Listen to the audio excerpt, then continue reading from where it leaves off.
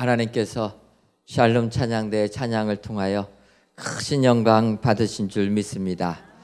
오늘도 이렇게 귀한 예배에 나오신 여러분들에게 하나님의 축복이 임하시기를 주님의 이름으로 축원합니다. 세상을 살다 보면 우리가 알게 모르게 우리가 상처를 주기도 하고 또 상처를 받기로 해서 사실 세상 살 때 우리들이 힘겨운 삶을 살아갈 때가 많이 있습니다. 여러분들 어제는 우리나라 고유의 명절이었습니다. 어떻게 명절들 잘 보내셨습니까?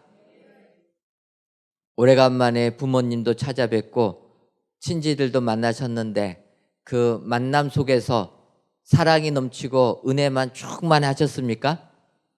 소리가 작아질 줄 알았어요.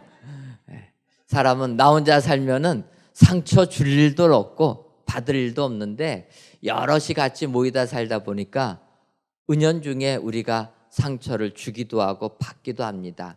특별히 이렇게 명절 같은 때 많은 사람들이 모이다 보면은 생각하지도 못한 상처로 인하여서 마음 상하는 것이 많이 되게 됩니다.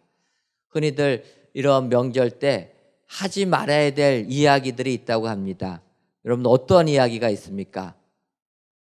젊은 사람들한테는 어느 대학에 갔느냐 그거 물어보지 말라라는 거예요.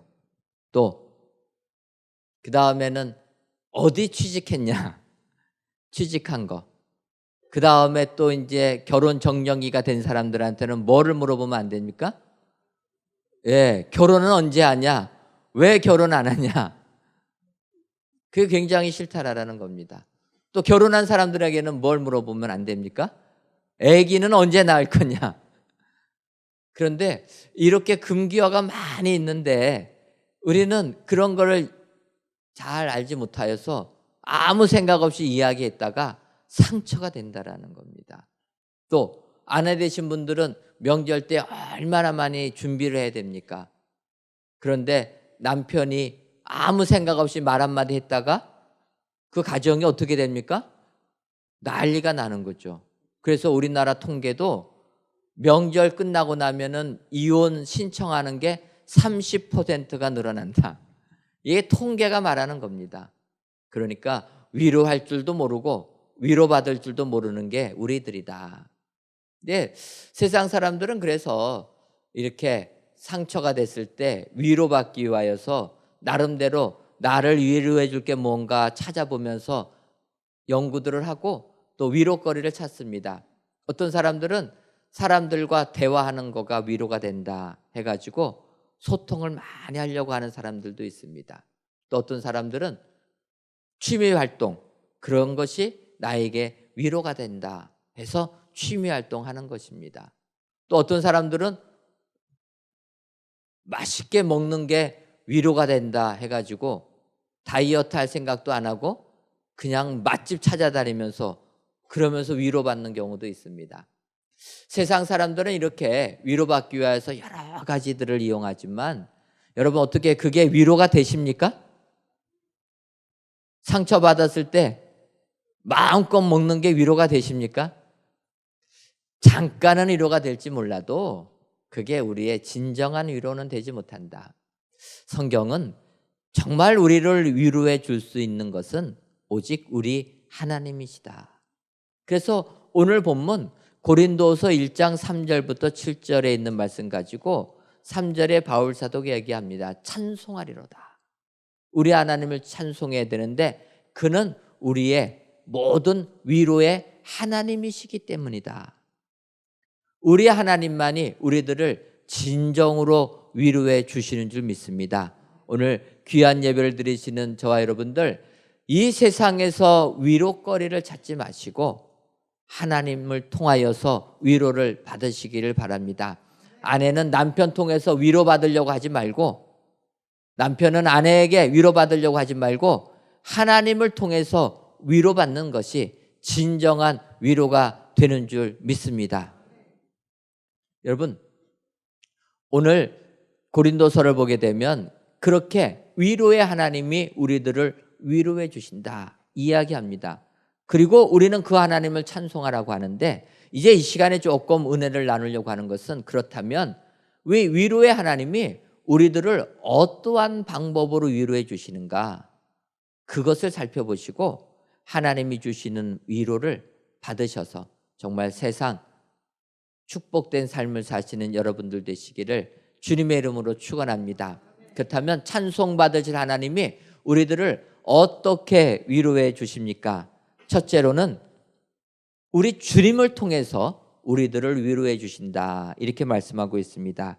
오늘 본문 고린도후서 1장 5절을 보면 그리스도의 고난이 우리에게 넘친 것 같이 우리가 받는 위로도 그리스도로 말미암아 넘치는도다, 이렇게 얘기합니다. 예수님을 통해서 하나님께서는 우리들을 위로해 주신다라는 것입니다. 여러분, 세상 사는 사람들은 내가 받는 상처가 제일 큰 상처라고 얘기합니다. 그런데 그 상처는 사실은 주관적이기 때문에 이게 느끼는 사람마다 다 다르다라는 것입니다. 예를 들면은 우리나라 남자들은 나이가 되면 어디를 가야 됩니까? 요즘은 군대를 안 가나 본데, 남자들은 군대를 다 가게 됩니다. 군대를 가고 나서 그들이 나와서 하는 얘기는 무슨 얘기합니까?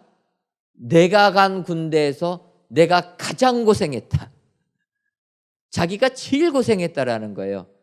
그것은 제 친구들도 예외는 아닙니다.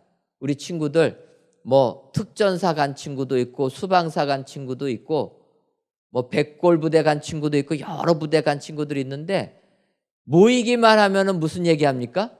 내가 속한 부대에서 내가 제일 고생했다. 이렇게 들어보면은 아닌 것 같아요. 그런데 본인은 그렇다라는 겁니다. 왜냐하면 이건 객관적으로 판단할 수가 없는 것이기 때문에 그렇습니다. 상처도 마찬가지라는 거예요. 우리가 받는 상처, 사람마다 다 내가 받는 상처가 가장 힘든 상처라는 거예요. 그래서 그 상처에서 헤어나오지를 못합니다. 그런데 오늘 하나님께서 뭐라고 말씀하시냐면은 주님을 통해서 우리들을 위로해 주신다라는 겁니다. 그게 무슨 의미입니까? 내가 받은 상처가 제일 큰 상처라고 생각되는 사람도 예수님이 당한 상처를 보게 되면 내가 받는 상처는 아무것도 아니라는 거예요. 그래서 주님이 받은 상처를 보면서 도리어 위로를 받으라는 것입니다. 여러분, 우리 주님이 어떠한 분이십니까? 우리 주님은 하나님의 아들이십니다. 하나님과 동등되신 분이십니다. 그분이 우리들을 구원하기 위하여 인간을 입고 이 땅에 오셨다라는 것, 이것만 해도 우리 주님은 굉장한 고통을 겪으시는 분이다라는 것입니다. 그런데 그러한 예수님이 이 땅에 오셨는데 우리 인간들은 주님을 영접했습니까? 주님을 영접하기는 고사하고 주님을 십자가에 못 박혀 죽였다라는 것입니다. 십자가에 달리신 주님을 조롱하고 모욕하고 침뱉었다라는 것입니다. 여러분, 하나님의 아들이 이런 멸시를 당하는 것이 하나님께, 예수님께 얼마나 상처가 됐겠습니까? 그래서 우리는 이 세상을 살면서 주님이 받은 상처를 보게 되면 내가 당하는 고통, 내가 받는 상처는 아무것도 안 된다는 것입니다. 그래서 하나님은 주님 보면서 위로받으라는 것입니다. 혹시라도 이 세상 살면서 내가 당하는 고통, 내가 받은 상처가 정말 최고의 상처라, 나는 이 상처 때문에 더 이상 세상 살 맛이 없다, 이렇게 느끼는 분들 안 계십니까? 만약에 그런 분들 계시다면 우리 주님을 보시기를 바랍니다. 그리고 그 상처받으신 주님을 보시면서 위로를 얻으시기를 바랍니다. 주님이 받은 상처를 보면 내가 당하는 상처는 아무것도 안 된다. 비교거리도 되지 못한다. 여러분, 이렇게 보셔서 주님 보시며 주님을 통해서 위로 받으시기를 바랍니다. 더 나아가 우리가 살고 있는 이 세상은 고통과 고난의 연속입니다. 상처 안 받고 살 수가 없는 게 이 세상입니다. 그렇다면 오늘 성경은 얘기합니다. 그리스도의 고난을 통해서 우리에게 위로가 온다. 예수님이 당한 그 고난을 보면서 위로받고 우리도 세상 살면서 그런 고난을 경험해서 위로를 받아야 된다는 것입니다. 조금 우리가 세상 살면서 고난당하고 상처받을 때 좀 고상하게 상처받을 필요가 있습니다. 내가 잘못해서 고통당하는 것은 고상한 게 아닙니다. 예수님처럼 고난을 당해야 된다는 거예요. 예수님처럼 상처받을 줄 알아야 된다는 것입니다. 그 상처는 무엇입니까? 주님이 받으신 상처는 인간을 구원하기 위하여 받으신 상처라는 것입니다. 내가 잘못하고 내가 판단을 잘못해서 내가 나쁜 길을 가서 당하는 상처가 아니라 인간을 구원하기 위하여서 고난받으시고 상처를 받았다는 것입니다. 그럴 때 우리에게 위로가 임하게 되는 줄 믿습니다. 여러분, 세상 살면서 상처는 우리와 동행할 수밖에 없습니다. 그럴 때 주님을 생각하시면서 위로받으시길 바랍니다. 그리고 이왕이면 상처받을 때 주님의 고난처럼, 주님의 상처처럼 남을 위하여 상처를 받으신 여러분 되시기를 바랍니다. 그리하면 우리들에게 주님을 통해서 한량없는 위로를 하나님께서 베풀어 주실 줄 믿습니다. 세상 사시면서 혹시라도 상처받으신 분 계시면 주님을 통해 위로를 받으시는 축복의 성도님들 되시기를 주님의 이름으로 축원합니다. 두 번째로 하나님께서 우리들에게 위로를 주시는 것은 예시를 통해서 위로해 주십니다. 여기서의 예시는 미리 보는 것을 통해서다. 오늘 본문 고린도서 1장 6절을 보면 우리가 환난 당하는 것도 너희가 위로와 구원을 받게 하려는 것이요 우리가 위로를 받는 것도 너희가 위로를 받게 하려는 것이니 이 위로가 너희 속에 역사하여 우리가 받는 것과 같은 고난을 너희도 견디게 하느니라. 하나님께서는 우리들을 위로해 주실 때 미리 환난을 당한 사람들을 보여줌으로 그것을 봄으로 위로를 주시는 것이다. 앞서 신앙인들이 믿음 생활하는 것을 보고 어려움 당하는 것을 보면서 이렇게 어려움 당할 때 하나님이 축복해 주신다. 그걸 보고 세상에서 어려운 일 당했을 때 위로를 얻으라는 것입니다. 여러분, 우리가 아는 대로 욥이 있습니다.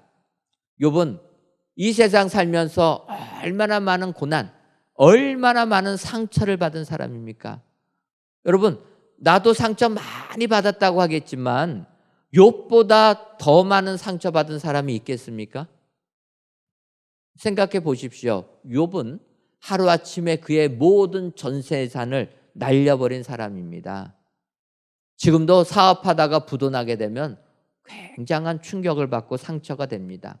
욥이 그랬다라는 거예요. 그런데 욥은 거기서 끝나지 않았습니다. 어떻게 됩니까? 하루아침에 그의 7 아들과 3 딸을 다 죽고 말았다라는 거예요. 여러분, 부모가 자식 한 명만 먼저 잃어버려도 그 상처는 죽을 때까지 씻어지지가 않는 상처입니다. 근데 욥은 10명이 그랬다라는 거예요. 내가 세상 살면서 여러분 욥보다 더 많이 상처받은 사람이 있겠습니까? 아마 요즘 시대에 자녀를 10명까지 안 낳기 때문에 욥만큼 상처를 받으려고 해도 못 받을 것입니다. 욥은 이런 상처를 받은 사람입니다. 그리고 성경을 보게 되면 거기서 끝나지 아니하고 그의 온몸이 병이 들어가지고 아내가 차라리 하나님 저주하고 죽어라 이런 상처까지 받은 사람입니다. 그런데 여러분, 그런 상처받은 욥을 하나님께서 축복해 주셨다라는 거예요. 그래서 야고보 사도가 얘기합니다. 너희들이 욥의 인내를 보았고 그의 결말을 들었다 이야기합니다. 욥이 당하는 상처를 보았고 그가 믿음으로 견디는 것을 보았고 그리고 하나님이 주신 축복까지도 다 보게 되었다. 이걸 본 사람들은 세상 살면서 어떠한 상처를 당하여도 상처에 넘어지지 아니하고 상처를 이기게 될 줄 믿습니다. 그래서 우리 하나님께서는 그러한 예시를 통해서 우리들을 위로해 주신다. 내가 당한 고통만이 가장 큰 고통이라 여기지 말고 믿음 생활하면서 먼저 당한 믿음의 선조들을 다 보면서, 미리 보면서, 그런 사람 환난 속에서도 축복해 주셨다. 여러분 확신하셔서 내가 어떠한 상처를 입을지라도 하나님이 좋은 결말 주신다. 그래서 미리 봄으로 여러분 위로를 얻으시기를 바랍니다. 근데 오늘 성경을 보게 되면 환난을 당했다 이렇게 얘기하지 않습니까? 제가 환난이라고 발음하니까 발음이 좀 어떡합니까? 발음이 정상입니까? 좀 어색하게 들리십니까? 어색하죠? 저도 그래서 환난이라고 발음하는 목사님한테 틀렸다 했더니 그 목사님이 저한테 목사님이 틀렸습니다. 제가 틀렸다라는 거예요. 그래가지고 국어사전을 살펴보니까 어떠합니까? 제가 틀렸죠. 네, 환난은 환난으로 읽어야 된다라는 거예요. 그리고 우리가 흔히 환난이라고 하는 것은 환란이라는 겁니다. 환란, 리을로 끝나는 환란은 환란으로 발음해야지 맞는 거지만 오늘 성경에 나오는 환난, 니은으로 끝나는 난은 환난으로 발음해야지 맞는다라는 거예요. 이게 뭐가 차이가 날까 봤더니 한자가 다릅니다. 한자가. 그래서 이 난자라는 것은 어려울 난 이렇게 쓰게 됩니다. 그리고 리을로 끝나는 환란은 어지러울 난. 국어사전 찾아봐도 그게 그거라. 어려울 난이나 어지러울 란이나 그게 그거 아닙니까? 그런데 그 한자가 틀립니다.